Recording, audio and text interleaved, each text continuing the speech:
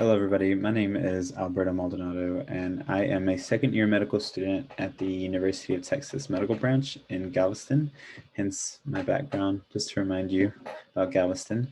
Today, I'll be presenting on how patient language can be used as a predictor for length of appointment at St. Vincent Student-Run Clinic in a joint project between UTMB School of Medicine and the St. Vincent Student Clinic.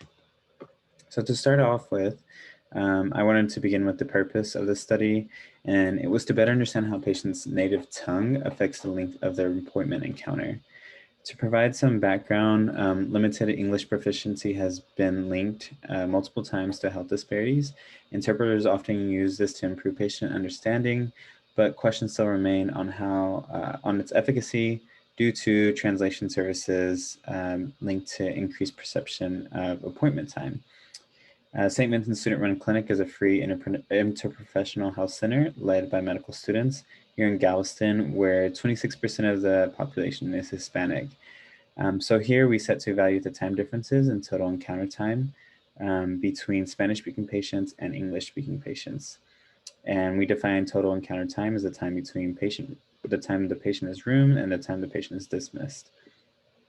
So for our methods, we collected these time points from a clinic tracking board where we tracked this data and it was stored.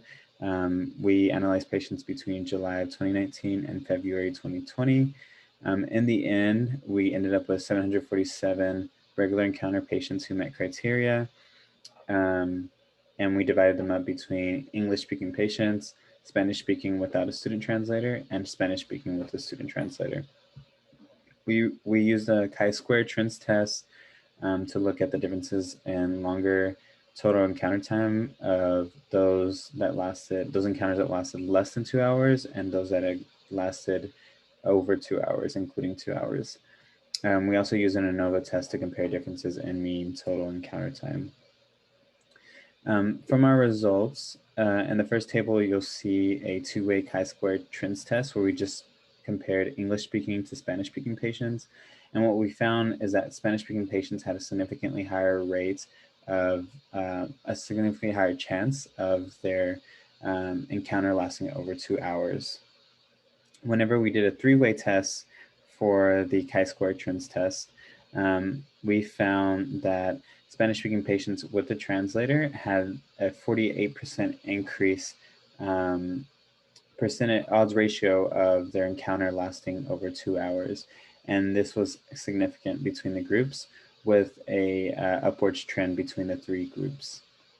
If you look at the bottom, we also ran an ANOVA test just to compare the means of the three different groups. In purple, you'll see the English-speaking patients, and then the orange Spanish-speaking without a translator, and blue Spanish-speaking with a translator. And so there was a significant increase in the amount of the time that our patients were spending in their encounters.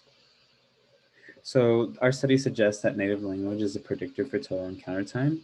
Spanish-speaking patients still have longer total encounter time despite having translators. There's an upward trend seen between English-speaking patients and Spanish-speaking patients through our analysis.